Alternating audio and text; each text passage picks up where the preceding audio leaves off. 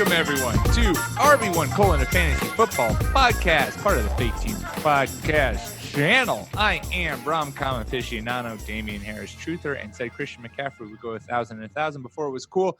Your humble host, Pete Rogers. And I am joined by some of the guys tonight. We have the champion of doggos everywhere. You heard it here first. And proponent for a Jon Snow hair product line, resident old man Clark Barnes, and fantasy football's premier internet doctor, Larry Fitzgerald, lone admonisher, and the number 2 Walter Sobchak, but number 1 Tarzan, ginger nobleman Nick Bodiford. Guys, how we doing today? Doing great, Pete. Yeah, real well, man. How are you? I am good. Becca is just staring at me from the kitchen as she opens up the Thin Mints that I've been keeping in the freezer. Good. She's doing it when you're powerless to stop her. Exactly. It's a very strategic move on her part to get it done while I can't stop. And I think she's just paranoid that this sound is picking up, which it's definitely not. But now everyone knows that you're doing it because I've just told everyone. And now she's dancing awkwardly as if this is a video show, but it's not. So that's my life. That's what's happening in my house right now. No, we don't have anything as lively going on, I don't think, Clark. No, I'm just doing a little reloading this evening because football's stupid and I hate it. So let's on with the show. Oh yeah, poor Clark. Don't worry, Clark. I will say, in amongst my starts and sits for this week, I have a little sadness to discuss about the Patriots' current standings, and a lot of it comes from the hands of your Houston Texans. Dude, they're winning the Super Bowl. I mean, every year there's some little oh, is this it? And no, they're so insanely good at it. It can take a little while, but they're so insanely good at recalibrating and going, all right, these are our strengths at this point in the year, these are our weaknesses. Roll with it. For just a second there, I thought you meant the Texans, and I was like, "Oh, come on, Nick!" Yeah, but no, you did. But no, you definitely were not. They're starting Carlos Hyde. Okay. Yeah, we shouldn't do this. Let's get it going. I was going to go off on the Texans. Let's get it going. I think quickly, because we've given Bill O'Brien a lot of shit for not using Duke Johnson properly, which has been very true during the season. I think now thinking that Bill O'Brien got Duke Johnson just a tool on the Patriots. That's the only reason he brought them onto his team, and it was a wild success. Anyways, dude, this reminds me of the guy in your league who hoards 4 tight ends because he thinks that he's going to sabotage a bunch of other teams and not, that, oh, no one's going to have a tight end. And meanwhile, his bench is just tight ends and he's totally screwed in buys or Bill O'Brien's like, I'm going to get this good player for a 3rd rounder. And I'm going to use it to beat the Patriots, but then I'm not going to know how to use them for the rest of the season. Nailed it. No idea. All right. Well, we got week 14 starts and sits for you for those who have just made it into the fantasy playoffs. Congratulations. Now is an important week. Got to get that victory. Got to keep building. For those who missed the fantasy playoffs, well, our hearts go out to you. Hopefully you'll do better next year. But hopefully we weren't to blame for your missing the playoff or your early exit. And if we were, at NFL Clark. Send it his way. All right, as we always do, we've got some starts. We've got some sits that we like for this week. Nicholas, why don't you start us off with your first? Well, you pick. Are we starting with starts, starting with sits? I always enjoy the start, so let's give it a go there. All right, so he burned me last week. He was my featured guy in the quarterback. That's Ryan Tannehill. The dude, so he had been operating on not terribly low volume, but a bit lower than perhaps the norm for the NFL, today's NFL. But his efficiency was outstanding, and he was posting 36 rushing yards per game, and he had 3 rushing TDs over the last 3 games. They just put up a dud against a moderately strong Indianapolis defense. This week, though, he's going up against the Raiders, and this is perhaps the worst second. I guess maybe Tampa Bay. Tampa Bay is probably the worst secondary in football, but Oakland is right friggin' there. And I don't expect him. So he's a high end quarterback too for me in my rankings, but I think that his ceiling is like top 8. He has a chance to put up a ton of points against the Raiders because they can't stop anything through the air. I think they'll throw early to get up and then just, let Derrick Henry ride for 3 quarters. But I would be looking to get Ryan Tannehill into my lineup if I have him. Yeah, I like that call a lot. The Raiders are giving up the 3rd most passing touchdowns this season to quarterbacks. And so that is something you can, and just, man, this Ryan Tannehill transformation. And we talked about it on Tuesday's podcast where we were talking about Devontae Parker, where it's like, oh, wow, guess what happens when you let a player develop for, 3 to 4 years, and that's when they finally ascend to greatness. Now, it's been a long time for Ryan Tannehill. This is like his 6th or 7th season. But I think it's another testament to just like how much a change of scenery can benefit a player, And so it's one of those situations where he got out of Miami, was kind of tootling around, figuring out what he's going to do, took a backup job in Tennessee, and now is basically played himself to be presumably, if not the incumbent, but at least in the running for a starting quarterback gig in Tennessee. Or if he makes free agency, he's going to get signed big time to someone because he's been playing super well. I think they're probably going to franchise him. I think they'd have to. You can't let that walk out the door, which is crazy to say about Ryan Tannehill, but you got to say it. Yeah, that dovetails nicely into one of my starts this weekend, which is the Tennessee Titans defense. For all of the reasons Nick just mentioned, I feel like the Titans come on at the end of the year for the past couple of years under Vrabel, and we're seeing that happen. 3-game win streak traveling out to Oakland. They're playing well. Derrick Henry, who everyone called was going to be great at the beginning of the year, really turning it on. And so the defense doesn't have to do much. They're talented. Vrabel is a good defensive coach. So I'm throwing out one of my starts as the Titans defense this weekend. Yeah, I like that. They're kind of criminally underrated from a fantasy standpoint. I feel like every time that Patty Cooper releases his defensive rankings on faketeams.com, you should go look at it. We got rankings for every major position that you could possibly want fantasy football, except for individual defensive positions, because that's dumb. But the Titans are always like one of his number one streaming teams because they're 20% owned and they've been playing really well. And against a Raiders team that, was flirting with maybe the playoffs, maybe something exciting, has now completely seemingly self-destructed. And you would trust the Titans defense to be able to take advantage of that. I like it. They're one of my favorite go-to DFS defenses. Also, bringing you some defensive starts and sits. How many sites and how many podcasts can make a claim to that? None. That's why we're the best. My first start for the weekend, I failed to start him last week, and it's crushing. So I won't let you and our tens of listeners out there make the same mistake as I will. You have to start Benny Snell this week against the Cardinals. If you got him, he belongs in your starting lineup. Since getting healthy, he's clearly been the number one back in Pittsburgh. He's had 22 touches versus the Bengals and 17 touches last week versus the Browns. And he faces a Cardinals defense that's giving up the 3rd most fantasy points, the backs, over the last 4 weeks. And they just made Todd Gurley look like the Todd Gurley of old last week. So I would think that Benny Snell, who's shown us a lot, will be able to get it done against the Cardinals and continue to be relied upon to move this offense while Duck Hodges chucks bombs to James Washington.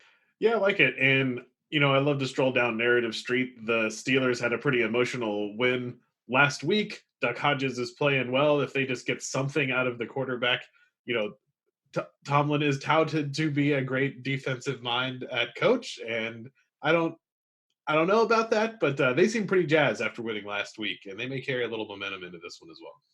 Yeah, Mike Tomlin is the coach that frustrates Warren Sharp more than any other. Mike Tomlin's feeling himself. He's had so much insane talent and has made such bad decisions, and like they should have won a lot more than they have.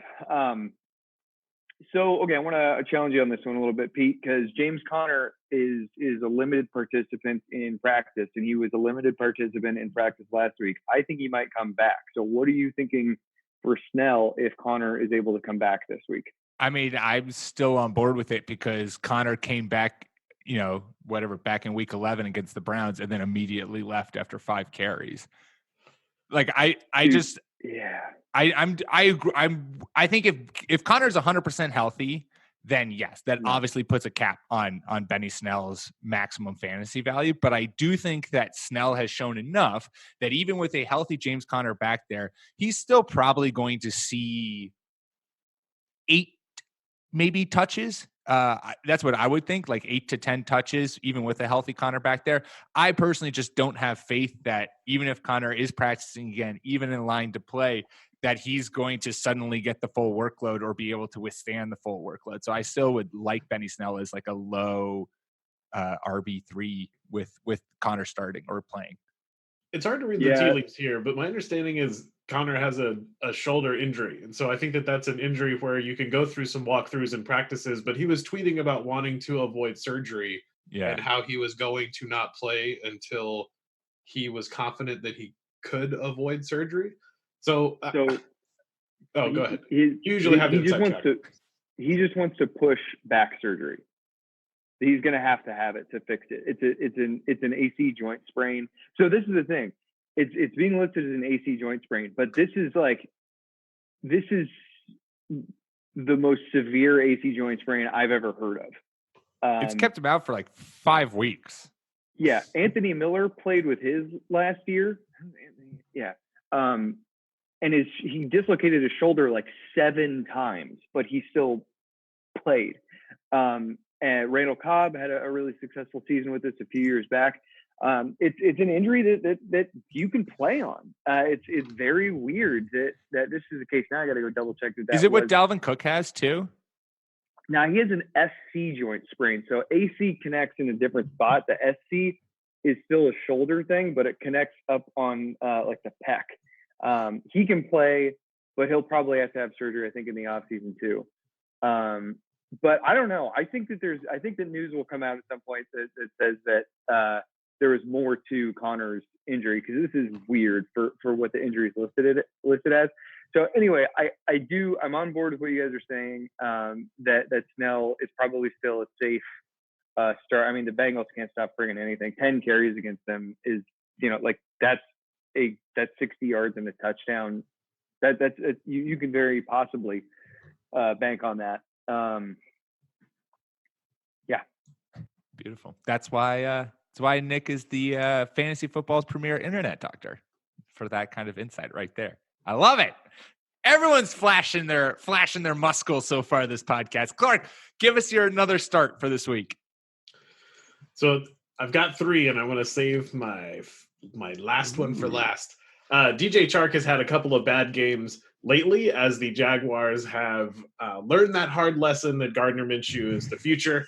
The mustache is back in. Even in his down games, Chark has still scored 5-6 points. So it hasn't been a complete wash. But if you've been considering benching Chark because you think that he's on hit the rookie wall or sophomore wall, whichever, I think he's a start this week. I'm starting with confidence, and I am speaking a lot of things into existence for the league that I did make the playoffs in. So DJ Chark, start with confidence. I love it. In the history of their NFL, has there been a worse quarterback switch midseason than deciding that Gardner Minshew is not your future and you should go with Nick Foles? Yes. I mean, come on, Jaguars. Teddy Bridgewater for Eli Manning. Or was it Geno Smith? Geno Smith. Yeah. You're right. Well done, Clark. Well done. That is close. I like Teddy Bridgewater. I don't know where that came from. Definitely worse. God, I forgot about that. Also, Eli's back this week. And that is going to be interesting for the Giants. Eli's going to be a league winner because Daniel Jones is out with a high ankle sprain, and the Giants have like a cakewalk the rest of the season. It's good for the supporting cast in New York. I'm not saying you should run out and add Eli, but I think it raises the value, especially with their schedule coming up. Oh my God, their schedule is so. I know prime. in vogue to push back against the idea that Eli Manning is fantastic, but I do think that the narrative's gone a little bit too far the other way. He is a competent NFL quarterback. He's not great, but he is competent. And with this schedule, I think he's going to do okay. They play Philly, Miami, Washington. Put me down for everything against what Clark just said about Eli Manning. The schedule, there's merit to that, but this competent NFL quarterback is no, not even a little bit. Would you rather have Daniel Jones if you were a Sterling Shepard owner? Would you feel more confident in him with Daniel Jones or Eli Manning under center? There's almost no scenario where I will choose Eli Manning. Oh, interesting. He is made of molasses. He's a terrible quarterback. Wait, I'm finding stats and information is furiously working right now because. So Eli Manning is the type of quarterback that you can choose stats to back up either argument. He's played well and he's played really horribly. He is not fun to watch, but I think we have someone saying the hate has gone too far and someone saying Eli Manning is the worst person to play quarterback in the NFL ever. And so we represent all sides here on the We've covered RB1 podcast. In fantasy fake team stats and information from Matt Tagliere. I'm so glad we got him on staff. There you go. I know he's great. He's working back here. You thought he was writing for Fantasy Pros. No. He runs stats and information for RB1 podcast. So he tweeted out this earlier today before it was announced that Eli, and God damn it, we went on an Eli tangent. Anyways, Odell Beckham with Eli, 59 games, 10.5 targets, 6.6 receptions, 92.9 yards, 0.8 touchdowns, 20.5 PPR points per game. With OBJ without Eli, 12 games, 8.6 targets, 4.8 receptions, 67.1 yards, 0.2 touchdowns, 12.5 points per game. Saquon Barkley with Eli, 18 games, 85 yards, 42 receiving yards, 0.9 touchdowns, 23.6 PPR points. Saquon without Eli, 7 games, 43 rushing yards, 34 receiving yards, 0.3 touchdowns, 14.2 PPR points. Eli Manning is going to churn Saquon Barkley back into that RB1 that you all wanted. Eli Manning's arm strength and accuracy are worse than Peyton Manning's after he had surgery on his neck that took away the feeling in his throwing hand. Clark, I like your start DJ Chark. Yeah. Full circle. Good work, Pete. Full circle. That's what I'm here for. Nick, what's your second start for the week? Zach Pascal. I Hilton saying he might not be able to play him the rest of the year. Pascal is the alpha dog in this Colts passing game, and they're going up against the aforementioned worst secondary in football, Tampa Bay Buccaneers. I see no reason why he will not just obliterate box scores. I think if I were a wide receiver ranker, I'd probably have him as like wide receiver 12. Like I don't want to have him over the top dogs in the wide receiver one conversation, but I would want to just at least nominally get him into the wide receiver one conversation. Yeah, somehow I didn't realize that he's coming off of a 109-yard performance against the Titans. He's talented, and Frank Reich is really making a push for an unsexy coach of the year candidate. I mean, I know it's been so long, but remember Andrew Luck was supposed to play this year, and the Colts have still looked pretty good on offense. Not executing probably at the best, but they're interesting to watch. I've watched a lot of them watching the AFC South. They're fun, and they are tough for defenses to cover, and you can just tell that Jacoby Brissett is just okay at quarterback, and I think that and all of the injuries that they've had is sort of holding them back. But I think Frank Reich has done a fantastic job. And the point is that just bodes well for whoever is starting for the Colts. They have been pretty serviceable this year. So I like the Pascal call. Yeah, that's a great call. He left a bitter taste in my mouth because I added him when he first kind of jumped onto the stage, and then he kind of sputtered out, and so I had to drop him. But yeah, I like this call a lot. He came off of a huge game going up against the worst secondary in football. I like the call. Second start for the week is James White. versus the Kansas City Chiefs because this Patriots offense is a hot pile of steaming garbage, and Brady can't wait to get rid of it. I think he's 100% saying, fuck playing till 7:57 this year. I'm retiring as soon as the year's over because Robert Kraft and Bill Belichick can't put a team around me. He trusts two people, Julian Edelman, who's likely dealing with multiple broken bones, and James White, who for some reason was an afterthought against Houston. Until Josh McDaniels was like, oh, maybe we should call plays for our best offensive player against a defense that can't stop pass-catching running backs. Oh, what do you know? 98 yards receiving and 2 touchdowns on 8 catches. It was nice that they forgot about that. It was until like middle of the third quarter, we're like, fuck, we really need to get back into this game. What should we do? Oh, let's give it to James White a lot. And then suddenly James White was doing things. The Chiefs have been bad against running backs for the last 4 weeks. They're allowing the 5th most fantasy points. I think this could be a Sony Michel game too, if the Patriots want to establish the run. But there's no one else in this pass catching group of receivers, including James White, that Brady trusts outside of Edelman and White. And so I'm certain White's going to finish a top 15 running back this week in PPR just because he's just going to get an absurd amount of volume. Yeah, I think the Patriots are good at figuring things out, and their strength is clearly in their backfield with Burkhead, White, and Sony Michel. I think they're the Texans sort of exposed that, hey, if you cover Julian Edelman, there's not a whole lot left out there. They put a corner on James White as well, which was a pretty seemingly obvious thing, but I guess folks hadn't done that very often. Yep. So I think the Patriots are extremely good and extremely adaptive, and they're going to bounce back. And I don't think they're going to bounce back all of a sudden throwing bombs to Philip Dorsett. I think they're going to continue with the dink and dunk, and you're just going to see a lot of activity out of the backfield. Yep. I just want to compliment you, Clark, on that hard James White that we got to experience. Yeah, I dig it. Okay, so I've got James White as the number 1 RB3 this week. So he's like the premier flex play. I'm really curious to see how they end up using Sony Michel because this Chiefs team is god awful at stopping the run. It would be very wise for them to give Sony Michel 20 carries. I ranked him, I think, as either an RB3 or an RB4. Like, I can't trust him in a lineup better than a flex. The matchup's there, but his box score production has just been awful. It's been terrible. If you're feeling bold, the matchup is there. If you're playing matchups, you could theoretically start Sony Michel like as a running back too. I do think though that all the points that you guys made about James White were apt. He will be involved.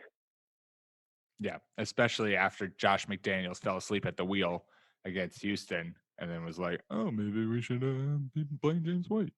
It may be a very fun real-life football matchup as well. It would be really cool if they just manned up Tyrann Mathieu against James White to see how that would all happen. That would actually be a lot of fun. I would dig that. I don't want to give Andy Reid the Chiefs strategy, but because I know they listen. Every NFL coach listens to the podcast, but that would be dope. I like that matchup. Good call, Clark. You are a smart man. Nicholas, your third start for the week. Yes, sir. Except it's a sit. Clark, do you have another start? Because I got one more start. Oh, no. I have one more start, and I only have one sit. So perfect. Clark, give us your third start. So sometimes you just have to get the story out. But this one is me putting my money where my mouth is. My start this week over am I reading this right? Quarterback 2 Dak Prescott is Ryan Fitzpatrick, baby. He's on a 2-game hot streak. He hits it every year. I'm betting that this is the game that he does not turn back into a pumpkin against a fairly middling Jets defense who's ranked like 18th and 17th against the pass and the run. I'm putting my faith in Fitzmagic. The playoffs are on the line, and I'm going for it. Yes, Fitzmagic!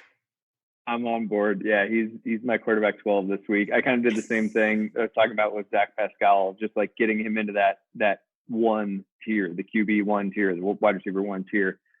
He deserves it, and what he's done for us with Devontae Parker is beautiful, and it's such a good matchup.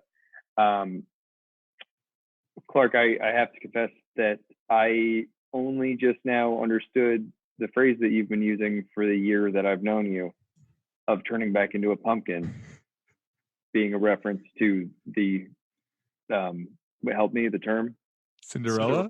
Cinderella? The carriage. Yeah. Anytime I can make a 400-year-old reference on a fantasy football podcast, I am gonna do it. I just thought it was a funny phrase that you had started using. All right, this is good. Clark and his old folksy Southern sayings. Oh, Clark and that crazy pumpkin he keeps talking about. And you hit us with another huh in the where when you started that one too. So I'm having a great time. On a roll tonight, I guess. Yeah, Nick is just like, you know what, guys? I'm gonna just sit the rest of the podcast and just listen. I'm just gonna enjoy it. Oh, I love it. All right, before we go to sits, I got one more start, and my start is Mike Williams, who, while the Chargers' offense has been terrible and hidden by Phillip Rivers' steady stream of interceptions, Mike Williams has actually had a pretty good season. He's on pace for 1,132 yards and averaging roughly 70 yards per game. I know, Nick, I know. He's also been really consistent too, only posting less than 7 PPR points once back in week 1. And he's only had 4 single-digit PPR point games. And as Nick alluded to, the crazy thing, though, is that he hasn't scored a touchdown yet, which is preposterous in my book. But positive regression, it's coming. Will he score a touchdown against the Jags?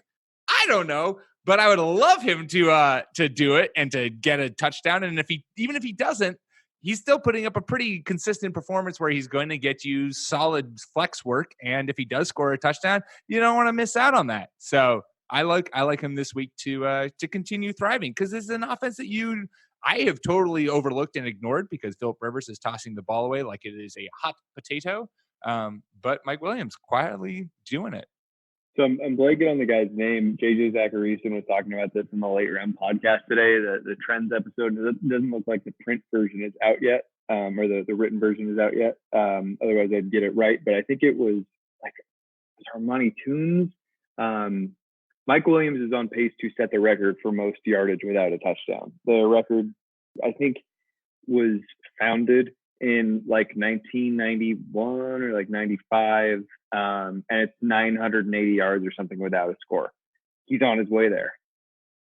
He's going to do It'll be a feat if he clears 1,000 yards and can't score after his entire career has been putting up no yardage and just catching touchdowns.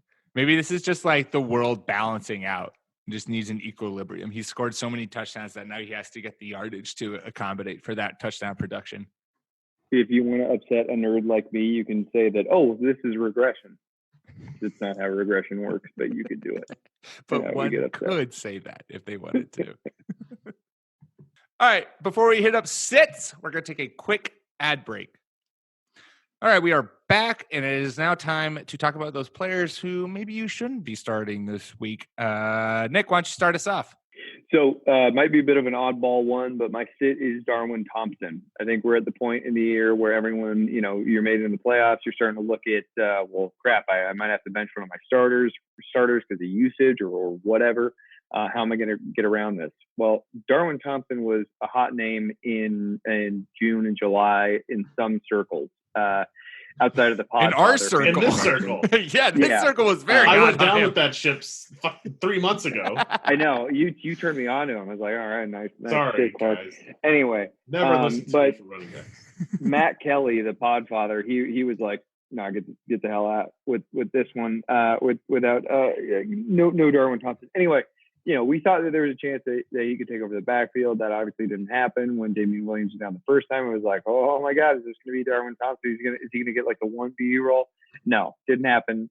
Now with both Damian and Darrell Williams very questionable to play this week, instead of rolling with LaShawn McCoy and Darwin Thompson, the team went out and signed their old running back Spencer Ware. This is not a vote of confidence. Yeah, yesterday. Well, so that'll be a Tuesday for listeners tomorrow. They went out and signed Spencer. Yeah, get it out, Clark. But Darwin, he's good. So, I think it's pass protection. I'm got through next year already. I don't care. I'm taking him. Cool. Yeah, do your thing. I felt the same way about Justin Jackson this year. But anyway, Yeah, so LaShawn McCoy, his whole thing when he came to the team was, I have to learn the routes and I have to learn the pass protection responsibilities. That's what's keeping me off the field right now. Once he clearly learned pass pro, the assignments, he was good. They put him out there, and he had a few big games. Darwin Thompson, it's just been a total no-show, and the fact that they went out and signed somebody is not a good sign. So if you were looking for light in a dark place, it's not going to be Darwin Thompson. I think it's going to be the LaShawn McCoy and Spencer Ware shot. I mean, Spencer Ware just gets to walk in. He could take over the backfield. This is why you just stay away from the Chiefs' backfield. Yeah, 3-man backfields are dangerous. So anyway, yeah, sit Darwin Thompson if you guys were thinking you might want to try to get crafty. I like it. He burned me too much this year. I'm off. But next year, I cannot wait to hype him up as a great 5th-round pick. Yep. I can already feel it in my jifflies. Clark, what's a sit for you this week? Your one sit. So my lone sit is someone who I've been hyping for the past couple of weeks, and I feel like I've been right about him because he has been racking up yards and he has been getting the usage. A nice little third running back desperation flex in Bo Scarborough, but I think the matchup is going to be too much to overcome this week against Minnesota. The Lions are just having trouble moving the ball in general, and while he has been plugging away and getting you some production for a good late season pickup, I think you got to give Bo the week off against the Vikings. Yeah, I like that call a lot, especially since I think the Vikings, you can pass on the Vikings with pretty much a lot of ease now, and I think that the Lions will look to exploit that and just negate the ground game. Did you guys see Kerryon Johnson returned? I did, to practice. Yeah, so you can come back in week 16, which is terrifying and incredible. But if you're listening to this and you haven't picked him up, if he's free in your league, it's worth to go get him because who knows who's going to be carrying the ball at that point in time. They might not have anybody else. I'm still going to ride with Bo as a flex option. His workloads have been stable enough that it's a bet on a usage thing. His yardage has been real nice. He had that fumble, I think it was 2 weeks ago, that kind of hurt his box score. He's been right around that 9-point threshold over the last couple of weeks. And yeah, I mean the Vikings, they got sledgehammered by the Seattle backs last week. Week before they were. Well, that's just good coaching in Seattle. Don't even. That's fair. That's fair. I gave it to you. It took me a while to why Clark was saying that, and then it dawned on me, and I was like, incredible work, Clark. Yeah, incredible work. So anyway, I mean, they've been box score friendly to running backs, and I think that anybody who's getting 18 touches, he still should retain flex value. This Vikings defense is bizarre, guys. It is bizarre. They're a weird defense. Yeah, but they are giving up points here. It's weird. So anyway, don't expect a ton from Bill, but I'm probably not gonna sit him. So I think you raised a good point here. So I have been hyping Bo Scarborough as a solid RB2. Let's plug in your lineup. If I'm struggling at running back and he's my best third flex option, I mean, if I'm looking at Emmanuel Sanders or Bo Scarborough, I'm going to put Scarborough in there. So I think you're making a really good point of I'm not saying avoid him at all cost, but I think that 8-9 points this week may end up being 3 or 4, and that's got me worried. Okay. Yeah. I friggin' hope he finds the end zone, man, because he's such a huge man. He's a big boy. He's athletic too. I comped him with he's right there athletically with Saquon and Zeke. It's pretty nuts. You go look at his workout metrics. He can move in short areas. It's bizarre. He looks a little plodding, but he is also very powerful and seems to shake off a lot of tackles. If you've been watching the Lions, which I hope you haven't, he has had a lot of bad luck with calls where he will break it and there will be some phantom penalty that is making him lose these big 25-yard runs. That's the worst. Very frustrating.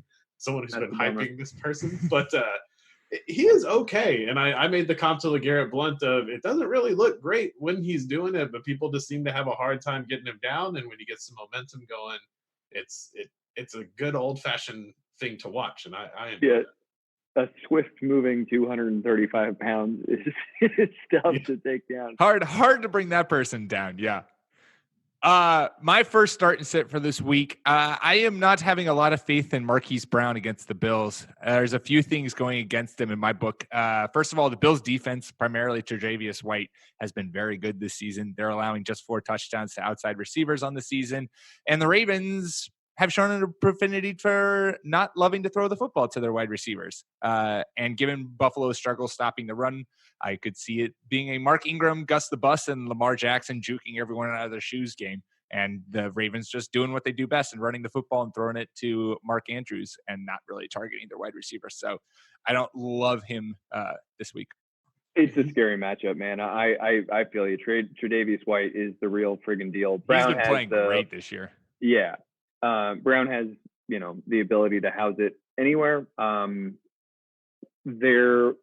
There are situations where it's worth starting it. If you're just up against the gargantuan team, there's no reason to play it. If you're the 4 seed and you're playing the 1 seed, or you're the 6 seed playing the 3, like, screw it.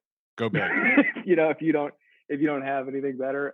But if you've got a pretty solid team, I'm with you on this. Don't risk it. Nicholas, you got one more sit for us? I got one more too, but if you got one, we'll throw it in first. Yeah. Right. So this one's a bit of a Yahtzee or whatever. Tyler Lockett. So the dude had the flu bad last week, and he had, I think, 3 targets and didn't catch any of them.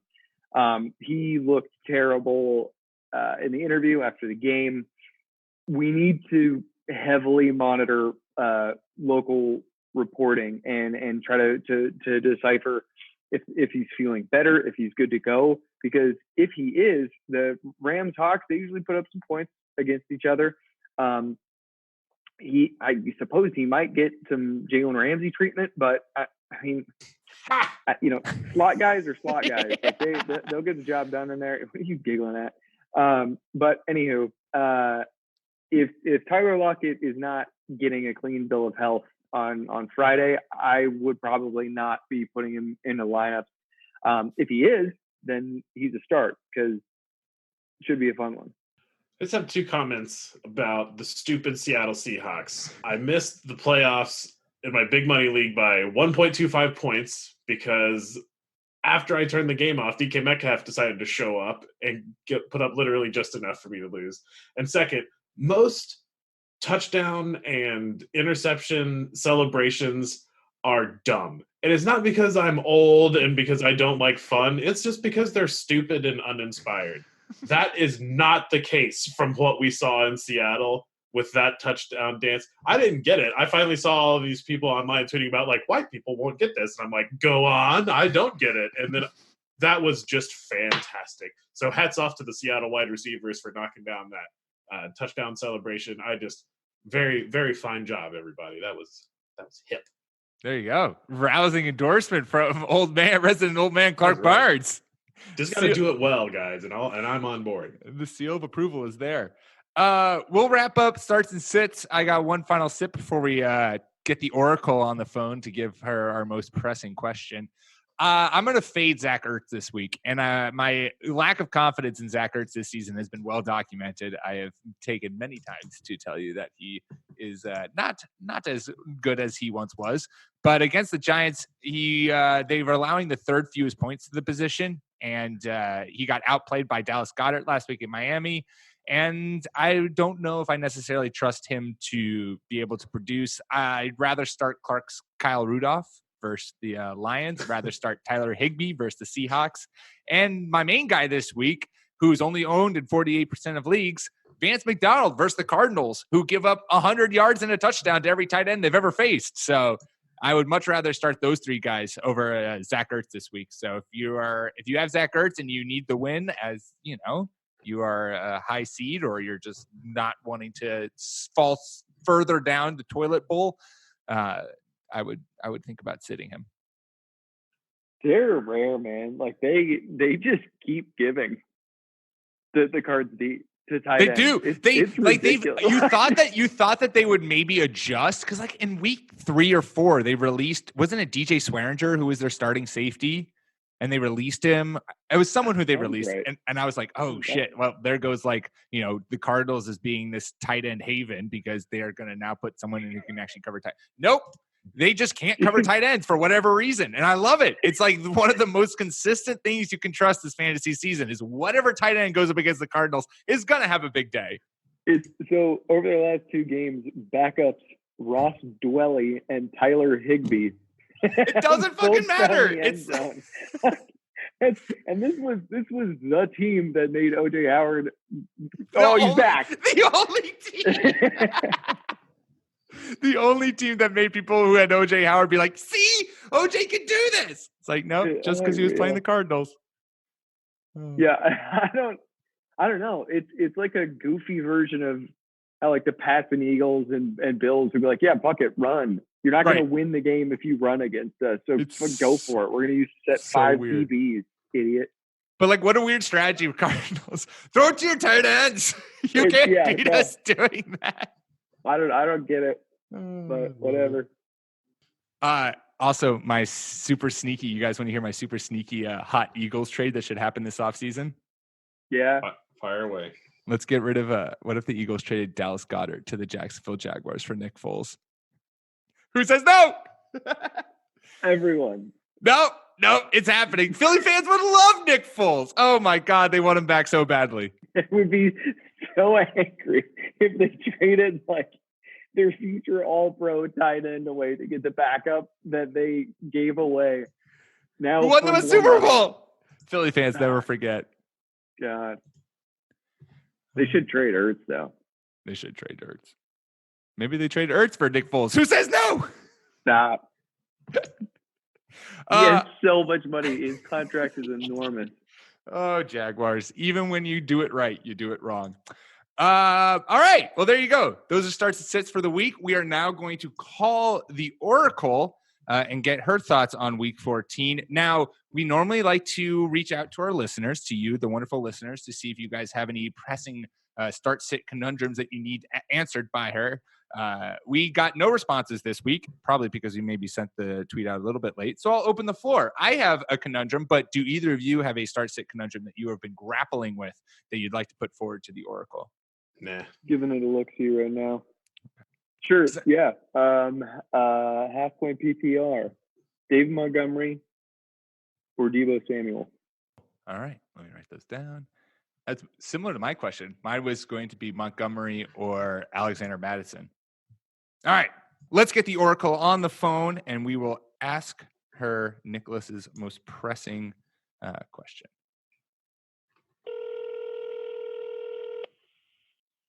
Hello. Hello. How you doing? I'm good. How are you? You sound ready. You sound prepared. I am prepared. I've been doing all sorts of research and reading up on things. Actually, just watched a movie. Oh, what movie? Instant Family. Oh, I don't know that. Sounds great. Mark Wahlberg. Oh, I do know that. Oh, how was it? It's a very mom kind of flick. Okay. Well, there you go. All right. Are you ready, Mom? I'm ready. Okay. Now, normally we try to get our listeners to cooperate and to give us some starts and sits for you.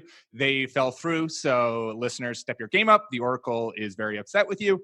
But Nick has a pressing start-sit conundrum that he is basically struggling with in half-point PPR, which means, we got to explain this to you, which means you get half a point for every reception, so every catch that you get. Okay. Should he start running back David Montgomery for the Chicago Bears, who is going up against the Dallas Cowboys? Or, and let me quickly bring it up so that I can tell you, or should he play Deebo Samuel, who's a wide receiver for the 49ers, who's going up against the New Orleans Saints? Well, I need a little more background. You know me. I know you. But do you have anything in particular that you would like to know about these players before making your decision? So you tend to have a very certain criteria that you look for when you make your picks. Well, having just watched this movie about family life, sure, What's their family life like? Very good question. No idea? No idea. Could not say. Deebo Samuel they're both rookies. So maybe they are a little overwhelmed with the NFL because it's a whole rush of things. I have no idea. Yep. One is going up against a run defense that is pretty good, has had some success stopping running backs, and it's a team that has off and on featured him, but he has been off and on as a producer. And then it's a wide receiver in Deebo Samuel, who has been heavily featured in the 49ers offense, is coming off of a few very large games in which he's given great production to his owners, and is going up against a New Orleans secondary that has been giving up some fantasy points in recent weeks. The Saints have been giving up some fantasy points? Yep. Well, I think that when you're starting out, probably your self-confidence is probably boosted by your immediate past performance. It's fair. Sense of feeling invincible. There's a lot of invincibility in young age, which you lose as you get older, unfortunately. So I would go with the second guy because it sounds like he's probably on more of a high. And so he's just going to go out there at a higher set point than the other one. Perfect. There you go. The Oracle has spoken. Deebo Samuel is the player you should start this week. Yep. He's feeling good about himself, probably. Awesome. Well, thanks, Ma. You're welcome, dear. Bye. All right. The Oracle has made her ruling, and now we will see the Oracle's 100% record will be truly put to the test with our own Nicholas. Yeah, it was really sound reasoning. The Oracle is nothing if not sound in her reasoning. It might be kind of obscure things that she reasons with, but they are. She is thorough in her thought process. All right, there you go. Good luck, everyone. To all of those in the fantasy playoffs, best of luck. To all of those out of the fantasy playoffs, best of luck with your future endeavors in life. Make sure to subscribe to the podcast, iTunes, Spotify, Stitcher, everywhere you can get a podcast. You can find us, the Fake Teams Podcast channel. Leave us a review. Give us 5 stars because you're excited for the fantasy playoffs to truly begin, and the holidays are just around the corner. So you're excited for that too. Follow us on Twitter at RB1 Podcast. Follow myself at PM Rogers. Follow Clark at NFL Clark and Nick at Ginger__Nick without a K. We will be back at you guys next week. Until then, peace.